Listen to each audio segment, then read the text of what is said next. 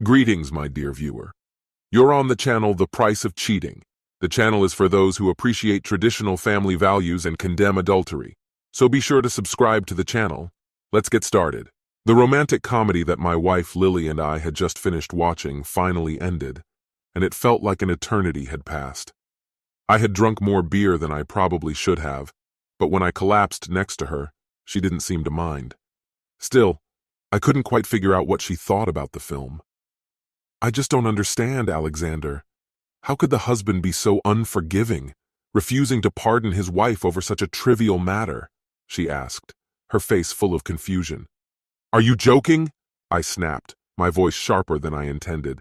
"That wasn't some small mistake. She cheated on him, Lily.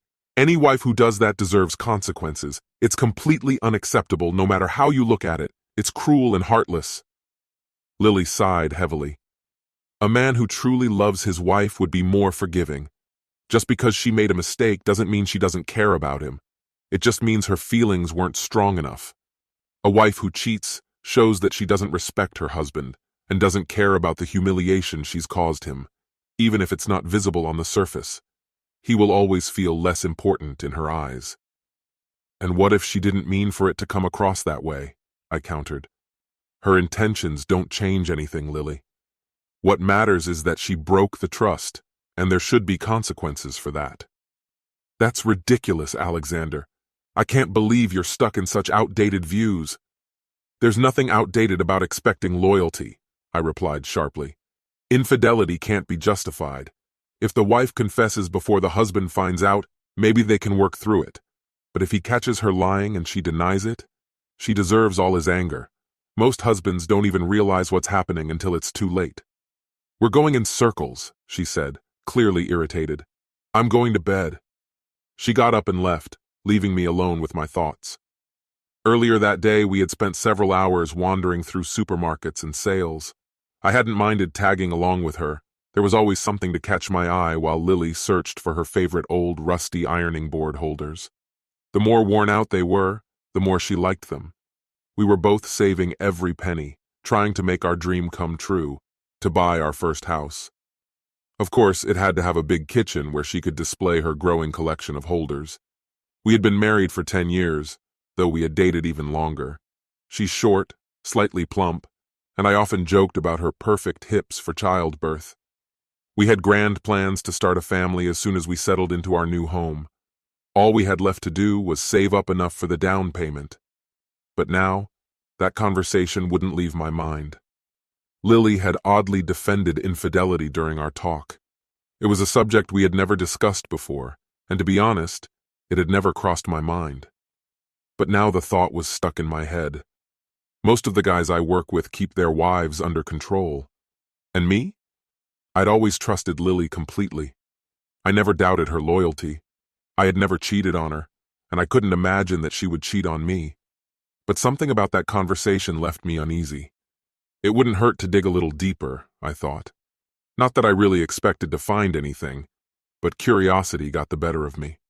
My job kept me busy from 5 a.m. to 5 p.m., and Lily worked from 7 a.m. to 4 p.m., leaving me with little time alone in the mornings. The next day, I finished early, around 10 a.m., and decided to stop by home. I didn't even know what I was looking for, but it felt like I was about to start some kind of secret investigation, like I was searching for hidden treasure. As soon as I entered the apartment, I was hit by an overwhelming, unfamiliar smell. It was air freshener, and there was too much of it. The entire place reeked of it. I walked through the rooms, breathing in, trying to figure out what had happened. Eventually, I made it to the living room and noticed the fireplace. The hearth was spotless, as if it had just been cleaned, and the bricks were still slightly damp with soot. If Lily had burned something to hide evidence, she probably would have taken everything else with her to work. But maybe she wasn't as careful as I thought. I rummaged through the garbage in the garage and found something, a plastic seal from our trash can. I emptied its contents onto the kitchen table, spreading out old newspapers. It was time to see what secrets might be hiding in plain sight, waiting to be uncovered. The burnt remnants were mostly soot and ash, though among them remained a few charred scraps of paper and scorched photographs.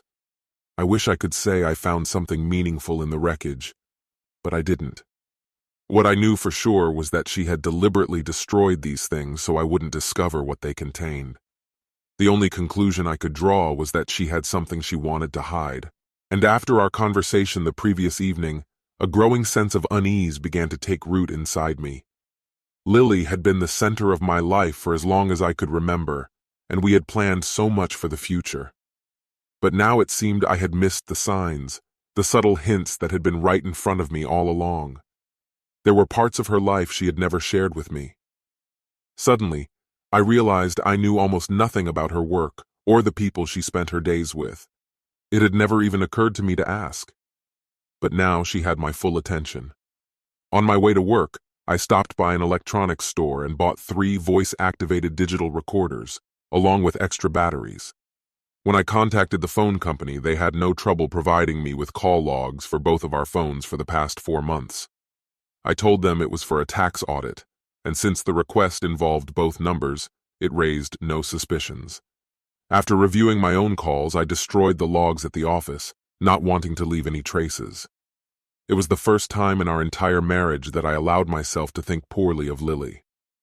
The thought left a bitter taste, but I couldn't shake it.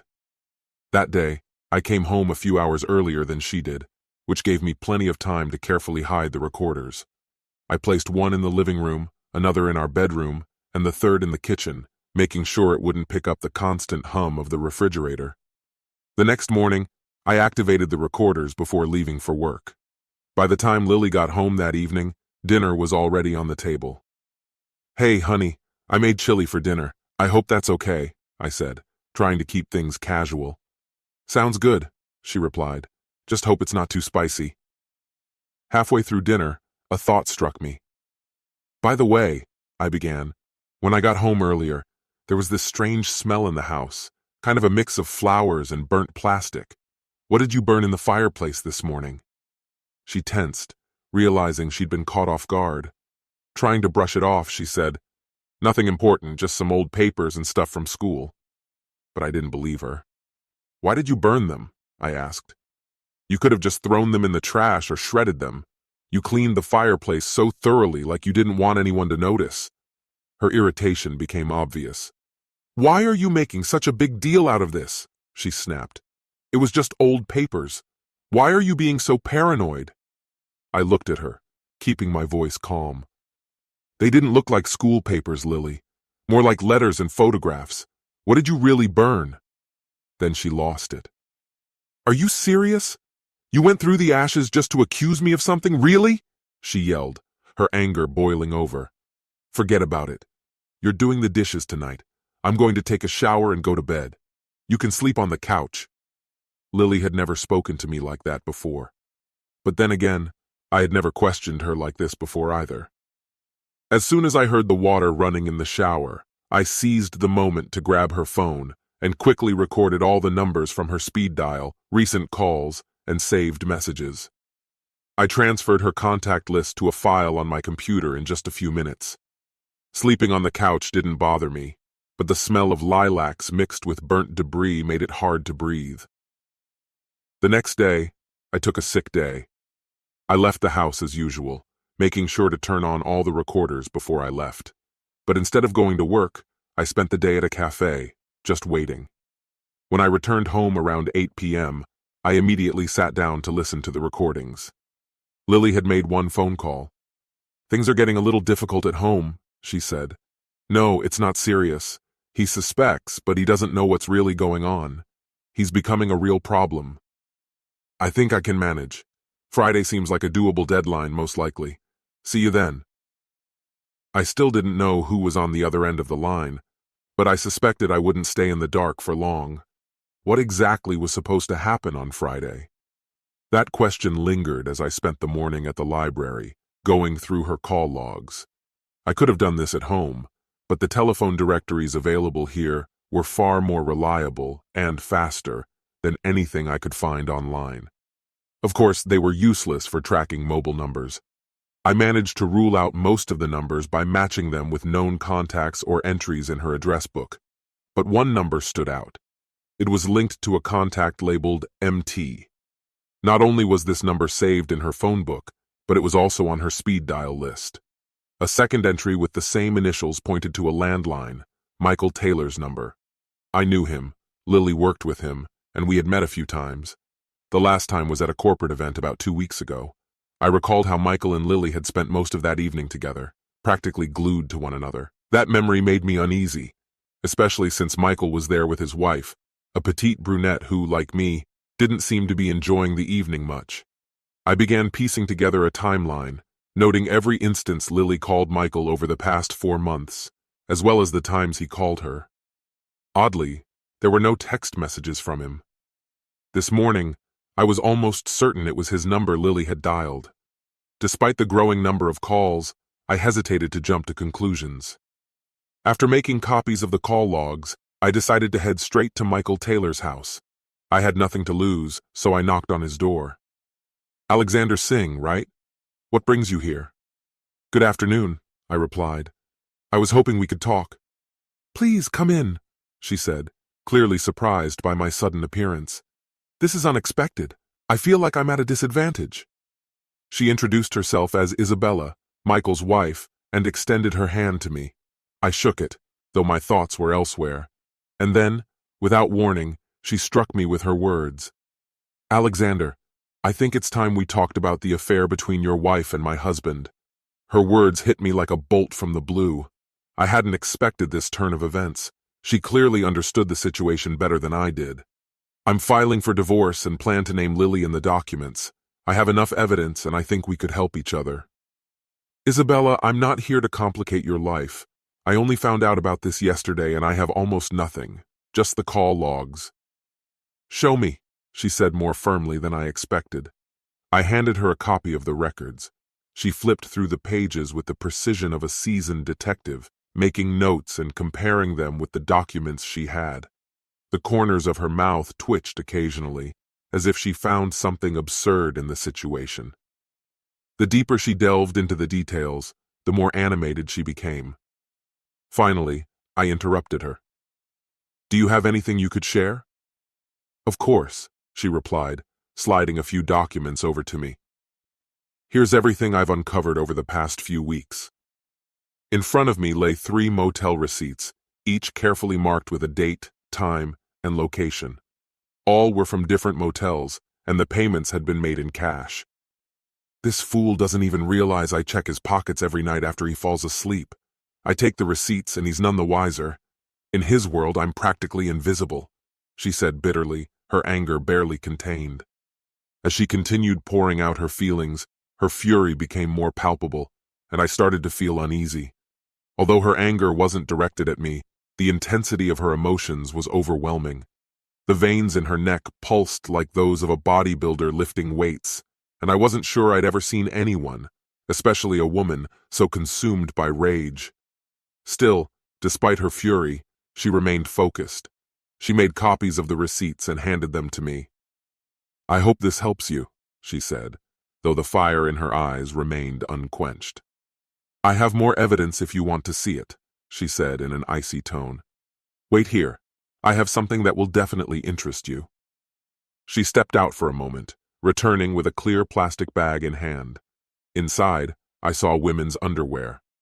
"Does this look familiar to you?" she asked sharply, holding it up in front of me.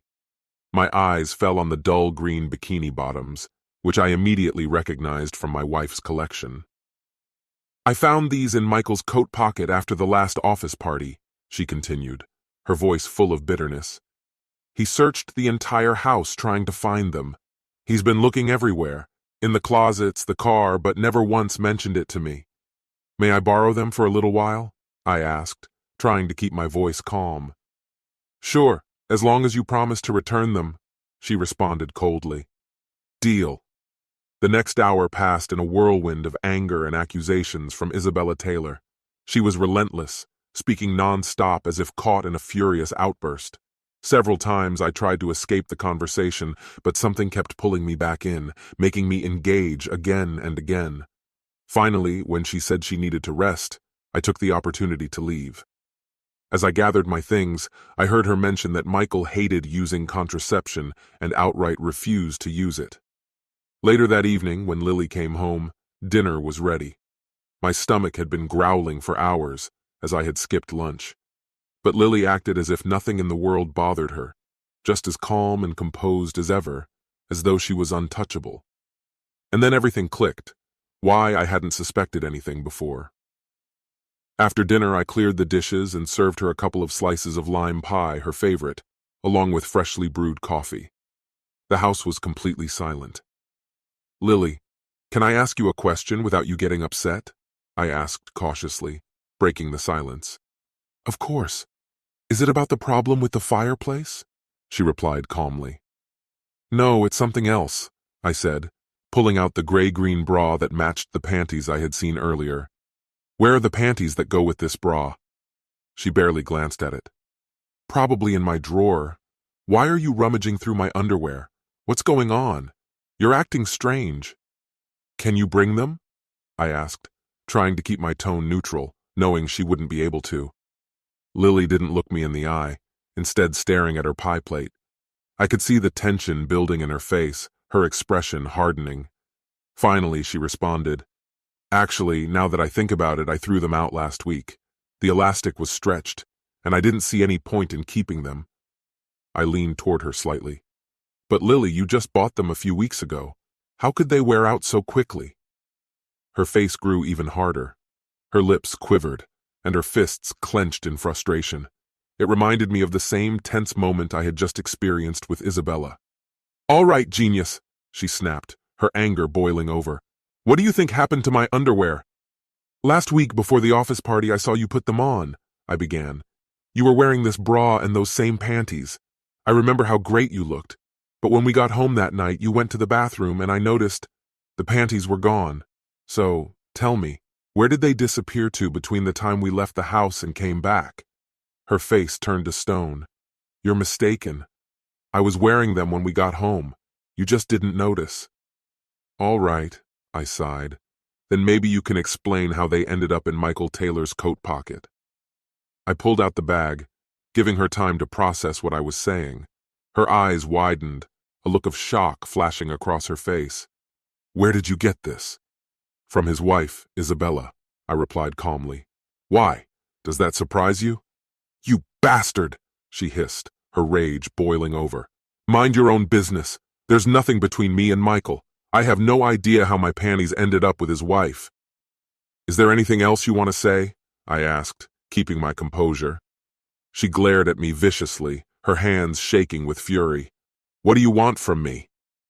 "Just one thing," I said quietly, pulling out a folded piece of paper. "Here's a little questionnaire I've put together for you. I need you to fill out this form," I said calmly, sliding the sheet of paper across the table towards her. "I just need the dates and locations where you met other men behind my back." My voice remained steady, though it barely masked the storm of fury brewing inside me. "Let's start with this." Lily sat in silence, her gaze fixed on the paper in front of her. I picked up a pen and wrote down the name of the motel and the date of her last meeting with Michael. Below that, I added his name and wrote the motel name again, leaving no room for misunderstanding. Then I noted the date. "Here," I said, handing her the pen. "Finish the rest, Lily. Once you're done, we'll continue this conversation." She remained motionless, her eyes still locked on the paper, unable to move or speak. She knew I had every reason to confront her. "And one more thing," I continued, my voice growing more irritated. "I'm furious not just because you cheated, but because neither you nor he bothered to use protection. Cheating is one betrayal, but not even thinking about the consequences? That's a whole other level. Did you ever think about what you could bring home to me?" My voice shook with disgust. "Was it only Michael, or were you just as careless with the others?" I asked, sarcasm seeping into my words. She hesitated for a moment before mumbling, "Only Michael. He didn't use anything." The weight of her words hung in the air between us. Her admission hit harder than I expected. It seemed even she hadn't grasped the full scope of what she'd said until it was too late. This mistake confirmed everything I needed to know. Michael wasn't the only one. Before I could respond, she shoved the paper aside, nearly knocking everything off the table, and ran out of the room. The soft click of the bedroom door closing was accompanied by the muffled sound of her sobs. That night, I didn't go back home. I found the nearest motel, rented a room, and told work I'd be taking a few days of sick leave. Keeping my word, I returned Isabella's lingerie. She was unusually silent this time, her face tense and uneasy. I didn't ask questions, just left, sensing her discomfort. I checked into a small, run-down motel that rented rooms by the week, complete with a basic kitchenette. As I drove past our house, I noticed Lily's car was gone and went inside to grab whatever I could carry. I bought some essentials, dishes, utensils, a few pots and pans, and within an hour, I had settled into my temporary hideaway. It was surreal. Just a week ago, nothing like this seemed remotely possible. As I walked back to my car, I noticed Michael Taylor a few parking spots away. He was unloading his belongings, moving into one of the motel rooms. I smirked quietly. That bastard was going through the same thing I was. Either Isabella had kicked him out, or he had left on his own. In the end, it didn't matter. The outcome was the same. Shortly after, Lily's car pulled into the parking lot. She didn't see me or my car parked nearby. She and Michael spoke for a few minutes before heading into his room together. Thinking they would be occupied for a while, I took the opportunity to go back home and grab the rest of my things.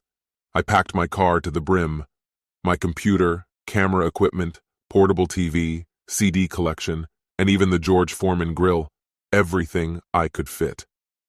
As I was unplugging the answering machine, there was a knock at the door. "Mr. Singh?" I opened the door to find 2 police officers. "Mr. Singh?" one of them repeated. "Yes," I replied, puzzled. "Are you Lily Singh's husband?" the officer asked in a serious tone. "Yes, that's me. Has something happened? Is she all right?" "I'm afraid we have some bad news for you, sir," the officer said, his voice calm but firm. "Your wife has passed away." "No," I said, shaking my head in disbelief. "You must be mistaken. I saw her just a couple of hours ago. She was fine." "When did you last see her?" the other officer asked. "She was at a motel with Michael Taylor," I explained, still trying to process what they were telling me. "Mr. Taylor is dead too," the first officer added, his words hitting me like a punch to the gut. My mind struggled to make sense of it all. "How?" I asked, my voice barely audible. "They were shot," the officer replied bluntly. "Look, I've been here all day. I don't even own a gun," I protested, still in shock. The officer sighed heavily. "I understand this is hard to comprehend, Mr. Singh. Try not to take it too much to heart. There was a shooting. Mrs. Taylor opened fire on both of them as they were leaving his room. She fired, and then immediately called 911. When we arrived, she was sitting on the floor by the door, quietly crying. Are you sure you'll be okay? Or do you need someone to stay with you? No, honestly, I'll be fine. Thanks. Just a week ago, everything seemed perfectly normal. But now, everything had been turned upside down. I wanted revenge on the cheaters, but now there was no one left to take revenge on. I had become a widower. Lily paid a harsh price for her actions. All I could do was move forward and pursue my dreams, but with another woman. I hope she won't be like Lily. This concludes the story. If you like it, then put your powerful like and subscribe to the channel.